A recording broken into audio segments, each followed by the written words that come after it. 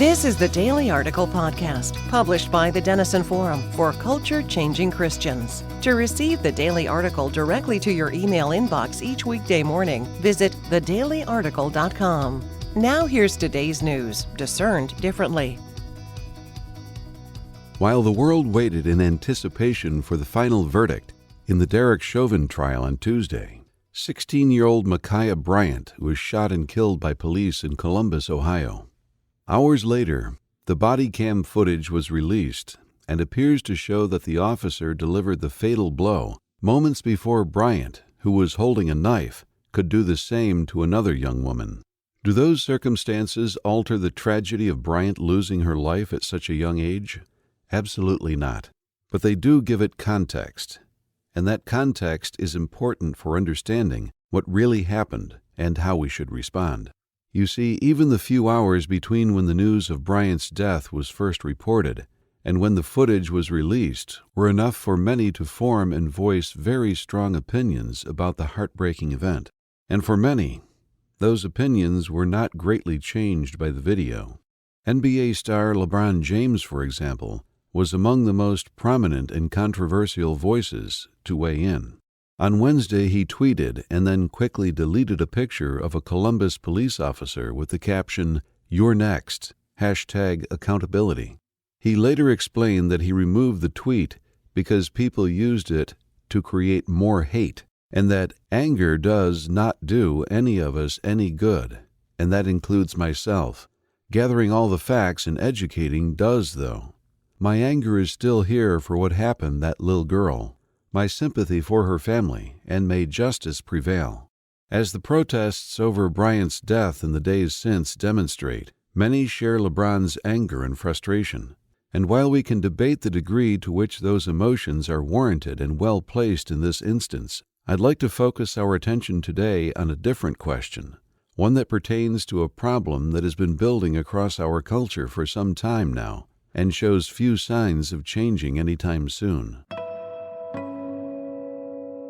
While discussing the shooting on air Wednesday night, CNN's Chris Cuomo praised Don Lemon's initial response of choosing to be cautious about it, because there was a lot of emotion, and understandably so. You've got a 16-year-old kid who's gone. The two then went on to describe the challenges police face when called to a scene where, whether or not the officer fired his weapon, I think that someone's life probably would have ended. In highly charged situations, such as the shooting in Ohio, responding with reason rather than emotion is an essential but difficult task. It becomes even more challenging, however, when making a fast response is more important than making an informed response, which unfortunately is often the case in today's cultural climate. As Christians, we cannot afford to fall into that trap, as doing so drastically increases the chances we will speak, tweet, or post something that quickly looks foolish or offensive, often because it is. Fortunately, there is a fairly simple question we can ask ourselves to help avoid that temptation. Why do I feel the need to share this thought with others?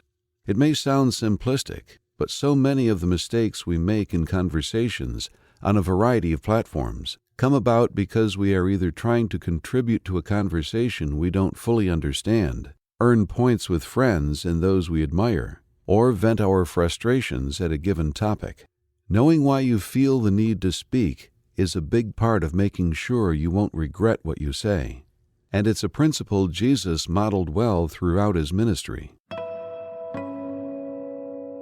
In John 8, 1-11, for example, we find Jesus teaching at the temple when, in an effort to test him, the scribes and Pharisees dragged a woman in front of him and asked, "Teacher, this woman has been caught in the act of adultery. Now, in the law, Moses commanded us to stone such a woman. So what do you say?"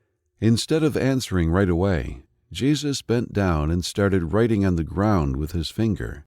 When he was finally ready to answer, he stood and said, "Let him who is without sin among you be the first to throw a stone at her." Then he knelt back down and continued writing in the dirt. Over time, what had begun as a tense and emotionally charged situation eventually de-escalated to the point that he was left alone with the woman. while Jesus could have responded correctly without hesitation, an ability we often lack. By taking a moment to collect his thoughts, he not only ensured that his words were chosen carefully, but also waited until at least some of the initial furor had died down. He was then able to bring God's wisdom and perspective to bear on the situation in a way that otherwise would not have been possible. The national conversation surrounding the death of Ma'Khia Bryant could have been far more productive if there were more voices that prioritized speaking reasonably rather than rapidly. Unfortunately, it's rare if we make it more than a few days before the next social calamity provides us the chance to try again. When it does, will you take a moment to ask yourself why you feel the need to share your thoughts before you do so? How you answer that question often has a direct correlation to how much God is able to use those thoughts to advance His kingdom. Choose them wisely. To subscribe to the Daily Article via email, read any daily article you may have missed this week, or use any of our resources, please visit denisonforum.org. Thank you for listening to the Daily Article Podcast today.